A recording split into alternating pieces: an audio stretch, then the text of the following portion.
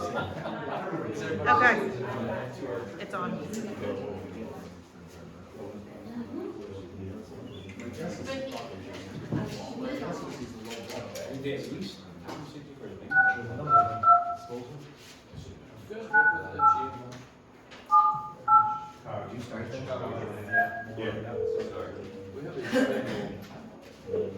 Hi, if you record your name and reason for calling, I'll see if this person is available. They're based in Gerger, village trustee. Thanks. Please stay on the line. You just tell me Brett to say I'll look at that form. He's talking to the AI. I love that. Are you there? You can sign up to take phone call. He sent me a message, he's still in the Okay. meeting. Alright, 6 p.m. we'll call this special village board meeting to order. If you'd all please join me in a moment of silence.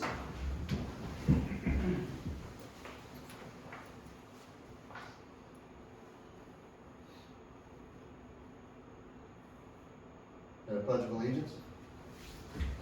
Pledge allegiance To the flag of the United States of America and to the republic for which it stands, one nation, under God, indivisible, with liberty and justice for all. Mr. Clark, would you take the roll? Trustee Nice. Present. Trustee Try. Here. Trustee Ferguson. Present. Trustee Charles. Present. Trustee Gerger. Trustee Fletcher. Here. Village President Kinsey. Present. Any public announcements this evening? Yes. Yeah, you're good? All right. Public comments on agenda topics? Hearing none. New business. Ordinance 2605 approving a guaranteed maximum price amendment to professional services agreement with construction manager at risk with Core Construction Services of Illinois. Can I have this motion bring this to the floor? I'll make the motion. Trustee Nice made a motion. It was seconded by Trustee Tribe. Rick, Levi, we'll turn the stage over to you and you can explain where we are. Very good. Go ahead, need the mic there? It's a large room, so Yeah. like, For the viewers. Very good. All right, so we had the bid opening last week for the project. This is Sorry, I'm Levi Howard, Core Construction, I'm the pre-construction manager, so I've been involved in budgeting and I oversaw the bidding process. This is Brett Stefan. Our Director of Operations, our Peoria office, so that would be the operations or construction there, so. Yep. So again, project bid last week, we received quite a few bids. Bid coverage was about as good as we could possibly hope for this area. So we've been following up, we followed up with the low bidders, confirmed scope, and kind of got all that information together. The packet you have before you is an amendment to part one of the contract that's already been signed. So that part one, set the fee for the project, supervision rates, basically laid out in terms of conditions of the project. This is establishing the budget, the schedule, and there's a few clarifications in there as well, which is these are assumptions, some allowances and contingencies which will be returned to the village if those are not spent. So we're happy to answer any questions you all have regarding that. There's a breakdown of the bid packages on the GMP summary, which is exhibit A1.1. We have all those allowances, contingencies listed out for you, breakdown of kind of where all those costs are coming from. And then we also have schedule impact as well. Really, everything came together very well. Drawings came together very well on the project. I think that's short and fast of it, unless there's any significant questions. This project has garnered a lot of attention, and so I'm really happy to be at the space right now. It all looks good. The only questions I have now from people is whether or not it's going to be union labor. They want that promise from the key players. Sure, yeah. So Core Construction is union signatory, and so yeah, all labor on the project will be union. And we've gone through that process of making sure the bidders are. Yes.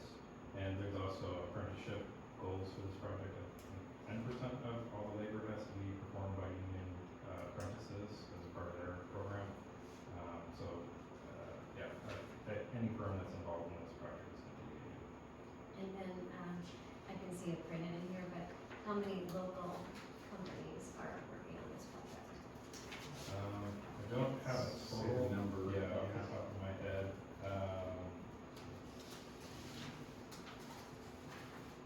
There is a list included of all of the subs that provided bids, both for the main package and the general trades. Spagio Steel, Benson Robinson, EL Pruitt, and D&B, those are the main trade partners. Those are all Springfield area subs. Yeah. Pretty large line share of the total cost, so yeah, the contract values. Anybody else? I was inquiring about just the general trades. Yes. That seems to be the biggest package of that group, and you guys are in charge of that. Do you have a list of subcontractors that work with you in this packet? Yeah, so, there is a list, of all of the subs that we invited, and have received bids from the general trades package. A copy of it. Yeah, see it? Yep, that's correct. So, the contract, the way the contract works on that is that package was bid out on the open market. So we went out and bid on that just like any other sub would. There was a scope of work, we bid packages, we got a bid bond, went through the whole process of doing a public bid for that. We were the only one that submitted on that package. However, we did get multiple bids on every package, if that makes sense. It's still competitively bid. The reason we do it that way is one, to comply with procurement law. So that's how procurement law is written, that that has to be done publicly bid out. We can only perform work if it's under that general trade package. So we do bid all that work out, and then, sorry, what else was there? Yeah, I mean, I think just Drink at your elbows. the nature of this contract, right, we're a construction manager, we're not a general contractor on this project, and so the structure of that contract necessitates our putting these packages out to bid, including the general trades, which we did, and I believe within your list of invited contractors, there should have been a list of, that bid package as well, so invited contractors. The other thought process with having it broke down the way we do is there's a lot of subcontractors that are perfectly qualified to do the project that are not wanting to go through the whole process of getting a bid bond, filling out the bid form, turning a physical copy of an envelope into the village. So we would be missing a lot of subs, missing their price, not getting the best price for the village if that was a standalone bid package. Does that make sense? It So does, we- so which one of these is the top one and one that's gonna be doing, like for the site demolition, is that gonna be Green Track, or is that gonna be? Yeah, so basically the prime bidders, they have their bid is per the plans and specs and the scope of work that was listed in the bid package. So they are completely contractually obligated to provide exactly what is on the plans. However, the subs that are under the general trades, they are just bidding on whatever they want, if that makes sense. So our job as the construction manager, as the general trades bidder, is to make sure that we give you a complete package that includes all the scope that's on the plan and specifications. So the process we're going through now, and probably going through for the next 2 weeks, is negotiating with those subs, making sure that they have everything complete, because we are obligated as a sub to provide all of that scope, just like we're a prime bidder. So, Those have, so in other words, they haven't chosen. They haven't been awarded Okay, yet. that was our question was. Nor have we sat down and actually done, I mean, we've made some calls to each of the bidders that we, obviously, of course, if we're gonna submit a bid, we wanna make sure that we have everything complete within our package, but there are still further conversations to be had with each of those trades. So those aren't necessarily listed in a specific order, like an order of award or that type of thing. Those are things just listed by alphabetical order or something currently. we obviously will provide the village with a list of all the subs we plan to use for the project. We just don't have that finalized at this point. Okay, because I was just wondering, because you had listed everybody out on the sheet, and then under yours, it just had your name on it. Right. And on this list, I didn't see any kind of prices or anything like that. Or anybody chose, because we haven't got to that point yet. Correct. We'll never get their prices.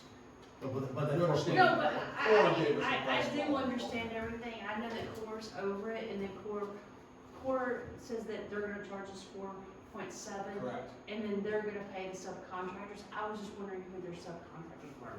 Sure. We don't have them selected yet, but Okay. we'll be happy Yeah. to share them. Yeah, we will award them separate subcontracts under that bid package. Okay. And then those, I mean, again, there will be, obviously lien waiver processes and those kinds of things that you'll see later. You'll know each of those contractors that are part of our bid package, so. But it's not to exceed that 4.7. Correct. Yeah, that's a lump sum That's what that for that package. Yeah.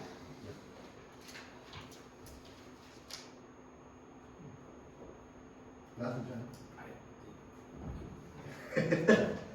All right, so the guaranteed maximum price, for the construction budget, $17,696,258. The other question everybody's gonna wanna know is when are you gonna start? Yeah, no, very good. Yeah, so on the one of the last pages of the, of that package should be a schedule. So our intended start date is April 1st. We're kind of trying to hedge a little bets. We hope we can get in a little sooner. So we are working through, a permitting process. So we have filed some paperwork, FGMA has with the Illinois, or the IEPA, for some stormwater pollution prevention, which usually takes 45 days or so. So we're waiting on that permitting, obviously working through the village as well with some building permitting, and plan review. So, barring all of that, and then obviously just watching weather. I mean, we're gonna be excavating a 15-foot deep basement. We wanna make sure that it doesn't just fill up with water, right? So we're gonna be monitoring that, and of course wanna do that at the right time. And then also part of that is also just procurement. So we're gonna start the process once we award bid packages, is actually procuring materials. And then there's a process of, procuring, shop drawings and submittals, which we will then have reviewed and approved. And then, again, when we start structuring that schedule, we wanna make sure that we don't just dig a hole, let it sit. We wanna have rebar there ready for the concrete. We wanna have steel ready to erect it. So, all those pieces, we'll try to kind of back into that schedule. And we're setting up meetings here soon that we'll start out, owner, architect, contractor meeting, OAC meeting here soon with the village. And that'll just be a regular update where we do that kind of in this pre-construction phase and planning phase until we get started, and hopefully early April at the latest, but yeah, could be March, so, yeah. What else you got? What else did Ben ask? How are you wanna give a quick description of what you intend to kind of close off around the square while you're doing it, and Yeah, great question. So, also within that packet, there should be, our latest site logistics plan. So our intention, we asked the village kind of along the planning process as we started looking at the site, and seeing some of the restrictions and, obviously residential areas to the west and those kind of things. We wanted to make sure that we obviously kept the public, safe. So one of those, requests was, hey, can we close down a part of Market Street, I believe, and then Mulberry, actually was just our last meeting, asked for a little bit of that street as well, because we're gonna be utilizing the building across the street for a site office, which you guys, I think, just recently purchased. And, so yeah, with that will be kind of we'll create a controlled access zone with site fencing. And so that will happen early, probably mid-March is probably the kind of the aim right now to be doing that. So, yeah. One of the areas that we obviously have noted on there too is that west side where there are some residences. We just want to make sure that we're accommodating access there. So hopefully that makes sense on that plan we have. So. That's like the second last page. noise aside, which you won't be able to. Yeah, right, yeah, we will be making some noise. You can hand out little earphones to everybody. I heard, I didn't know if it was somebody driving a pile or a jackhammer. And I drove around the square, and it was the water part was out there getting ready to disconnect the water main that runs down Market Street so that they'd be able to abandon. So it was our crews that were out there starting on that. The goal was to get that. You could hear it from here. I could. Fair- Outside, fair- not inside. Fair warning, Yeah. What hours will you be building? 24. Yeah. Yeah, I mean, our typical working hours are 7 to 3:30 is the standard. And again, there's times where the client will ask us to work different hours, but that's a pretty standard human working hours. So, Monday through Friday. That's too fun. Yeah. Miss any, Pat? I don't think so. We do want to thank the trustees for doing this special board meeting. This allowed us more time to prepare.